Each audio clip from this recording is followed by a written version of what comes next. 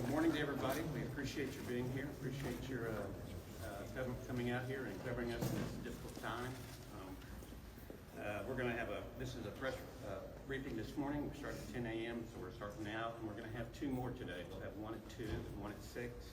And the purpose of each one will be to update you from whatever our previous numbers are. So this morning we'll be updating you from where we were last night, and then at 2 we'll update you from where we are now, and at 6 same thing.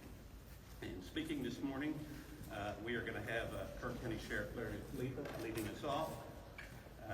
United States Representative Chip Roy is here with us.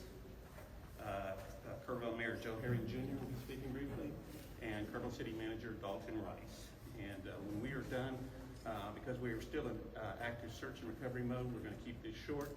We'll allow 5 questions, and I'm going to turn it over now to Sheriff Leva. Thank you.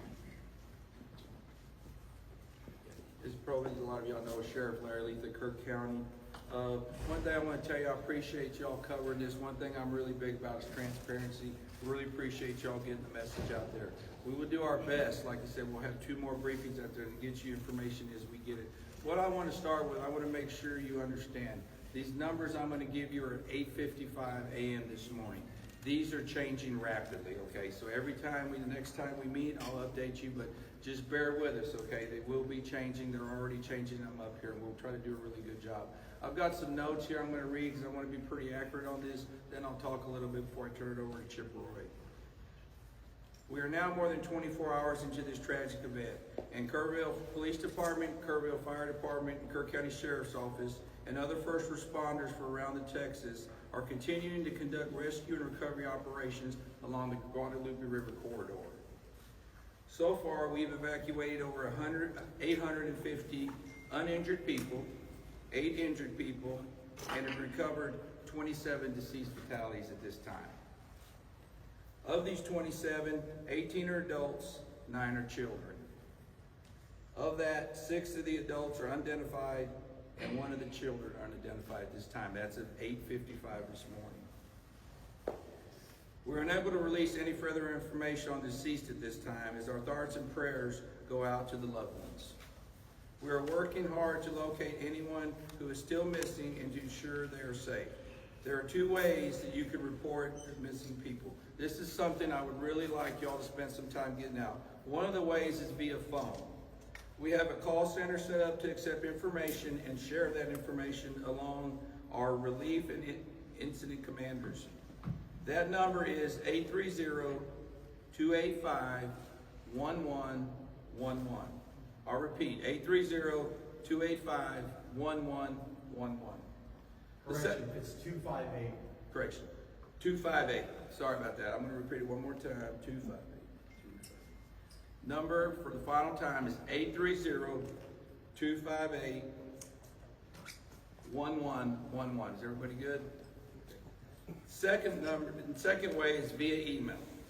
Like the phone number, information received will be shared along our relief teams. That email is floodrecovery@co.kerr.tx.us.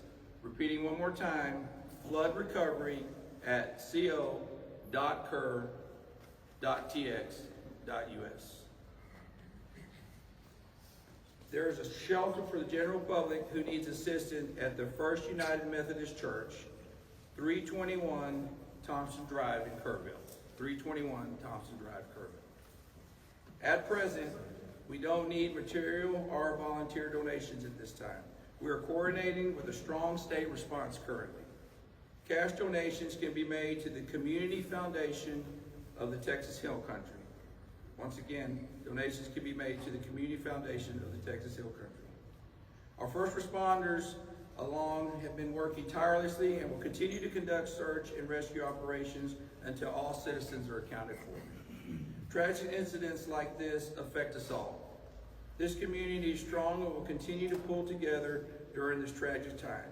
We have been humbled by the outpouring of support. We are very appreciative of everyone that's stepped up to help us. One thing I want to tell you and assure y'all is that we will not stop till every single person is found. We've got all the resources we need. We're here for the long haul. As I said, numbers will be changing rapidly. But like I said, we will not stop to everybody. I can't tell you, I've been asked how long will this take. I can't tell you how long it's going to take. It's going to take a while. Appreciate y'all. Like I said, getting the word out. Like I said, after this, we're going to take about 5 questions. At this time, I'm going to introduce you to United States Representative Chip Roy. He's going to say a few words. Thank you, Sheriff. I'll be brief. I'm here to show support for the community. My family comes here to Kerrville for 4th of July virtually every year. Come here for Robert Earl shows, and we were planning to be here for the show with Robert Earl and Beckman. These are the events that we're dealing with today, and trying to explain to a world that's watching this and asking questions what a flash flood looks like, where you have a 26 to 30 foot rise in the water in a matter of an hour, 4 to 6 a.m. on a holiday, and the people that are having to respond to that. I just got everybody like pause, take a breath for the recriminations and the Monday morning quarterbacking, because there's so many great people in this community that are responding and moving quickly. Lives lost, saving people, like camp directors, and I'm going to let other people name names and stuff. That's not my job here, but we know the stories of people that have been heroic in trying to make sure that the lives lost was at a minimum, and trying to recover individuals. I got a call and an update this morning. My kid's school, there was one of their schoolmates was missing, and was one of the kids. She was on a mattress for 2-3 hours in the middle of the night. She's united with her mom, and that's wonderful. And those are the kind of blessings that we should be celebrating, while we're also mourning the loss of life as we identify those that didn't make it and are now home with their Lord. So I just want to appreciate the first responders, the coordinated effort from the state, local, federal partnerships. Yesterday I was on the phone with the president, with the secretary. I expect we'll have some additional visitors today. I'll let other people talk about that, but I couldn't even get the conversation out with the secretary, trying to explain to her what we were dealing with. That doesn't happen often for me, but it took me a while to collect myself to even be able to tell her what we were looking at. And they've been fantastic, made available immediately at the request. I talked to NIM about the need for help in the Army Corps, talked to the Secretary and their team, and their immediate. It's been an extraordinary partnership. I think there's been 1,000 or so boots on the ground combined between state, local, and federal. I'll let them say the numbers, but obviously hundreds of people that have been rescued, 160 plus air rescues. Yes. I think that number's going up. Airlifting and taking in resources to some of these camps that are isolated. So let's focus on that. Let's focus on finding those who can be found, and then we can always assess what we need to do later going forward. But extremely proud of this community. Let's finish the job here over the next few days. Support the local law enforcement and first responders, and pray for the families, particularly those who've lost loved ones. With that, I'll turn it over to the mayor. Thanks, Joe. I'm Mayor Joe Herring Jr., Mayor of Kerrville, Texas. I'm glad you're here, and I have a few comments to make. People need to know today will be a hard day. It will be a hard day. This is the message I want to share. The City of Kerrville is thankful. We have help from our city crews, from county personnel, from state agencies, and federal resources, including the Coast Guard. I have been asked how people can help. The sheriff has mentioned that a fund has been set up by the Community Foundation of the Texas Hill Country. Information about this can be found on the city's Facebook page. In fact, if you want to know how to help, I know from my phone, from my texts, from my emails, thousands of people across our state and the world want to know how they can help. The easiest way to get information about that is to follow the City of Kerrville Facebook page. City of Kerrville, City Hall Facebook page. They have done an admirable job of making sure all resources and all information is available, not only to the citizens of Kerrville, but to the citizens of the world. I'm thankful you're here. Today will be a hard day. Please pray for our community. Thank you. Next up is City Manager Dalton Rice.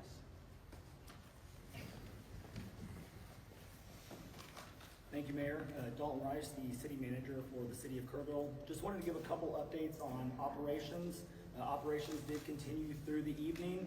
We used specialized equipment with a lot of helicopters, trying to identify any areas that we could find, heat sources or whatever. So operations did continue throughout the night. Obviously, the water did recede into this morning. I do want to encourage folks with road damage, even though a road may be open, please use extreme caution. If water does get under the road, we are seeing a lot of debris, a lot of asphalt that is washing up, so there could be some other damaged areas. We did start boots on the ground operations about 8 a.m. this morning and started about southwest of Hunt, so southwest of Camp Mystic. These folks will be traveling very difficult terrain up through Ingram, and we're going to start getting information. So again, as the sheriff had alluded to, the information is changing constantly, and it's going to be changing by the minute. Talk about roads. Don't do your own searches. We know everybody wants to get help. As the roads start clearing up, you're gonna want to get out there. We are in constant communication with families. We're in constant communication with those around, and so we will continue to effortlessly work through working with our partners. Again, we've been working with Border Patrol, Texas DPS, game wardens, federal side. U.S. Coast Guard is here. We want to thank them. Air assets. Again, we have hundreds of state and federal and local resources out here supporting this community. We do have grief counselors out there, so if there's anybody that needs any support, please don't hesitate to reach out as well. We still are operating shelters. Shelters are the same ones that we gave out before. Good news is a lot of the shelters have gone down in numbers, so there's either been those that have been reunited or kind of moving on. A couple of locations, we had 18 girls in there that had been reunited with their families. We're down to about 4 that we're working on reunification as well. So reunification efforts are continuously ongoing from the missing person side. Here over the next few hours, we're going to be putting more information out there as far as missing persons, on how to contact if you have somebody that is missing or a loved one. Y'all have the camp number right now. We are continuously working on the other missing person side. The best way that I can sum this up is we have the known, which is the 27 potential missing campers that we're looking for now. The unknown is how many people were here locally, visiting, on vacation, doing other things in the community that we just do not have numbers. So these numbers are going to change throughout the day. And with that, we will take 5 questions. How many people are still missing? On the missing individuals, the 27, are those all, like you said, campers, are those all children? And then also, we know the total number of missing that you know of, not the unknowns, obviously, but the knowns of adults and children for the county? The 27 missing is the children from Camp Mystic that we have as far as right now for the number. As far as unknown other missing, we do not have an accurate count, and we don't even want to begin to estimate at this time. Can you expand on that, Mr. Rice? A lot of people in the community, business owners, people that are living along the river have said they are very concerned the number will go up of missing, and they want to know more about how you guys are looking for them, what the efforts are, maybe even some of the challenges. Can you speak to that? Yeah, absolutely. So like I alluded to with the operations piece, we have basically a team of about 34 folks from Texas Task Force 1, DPS, game wardens, and Border Patrol that are boots on the ground on each side of the river, starting in Hunt, and they're starting to make their way up. Across this entire area, it's probably about a 17-kilometer stretch. They are going to be in very debris terrain, very difficult, challenging contours along the riverbanks. So it is a very harsh environment. We are doing what's called a primary search, which is basically a very quick search, but when I say quick, that is up, down, sideways. They're turning over as many rocks as they can, culverts up in trees. They are looking at every possible location, and then we'll start going into a layered approach, or what we also have from the locals, which has been a really great resource. In the floods that we have, there are known collection points where debris tends to collect along the riverbank. We do have intel on what sites and locations those are, so we can also put additional resources into those collection sites and start getting a more focused approach on that. We've seen a lot of tragic flooding. We've seen a lot of tragic flooding in central Texas over the past few weeks. There are so many people, I know this is so early, but there are so many people already asking, what can be done to stop the loss of life? We saw 13 in San Antonio. We have seen an unknown number, but at least 27 here. They're scared. Yeah, you know, it's a great question, and I think that's a question that we definitely need to answer at some point in time. Right now, our focus is on the search and rescue efforts, making sure that we get these families out, get some closure, where we can. And so I think that is a great question that we need to ask ourselves, but right now we want to focus on search and rescue Are there operations. still rescue efforts going on right now? Yes, we are. We have been in continuous search and rescue operations. Again, this river, even though it started in West Kerr, this goes all the way down through East Kerr County and it's continuing on, to the southeast.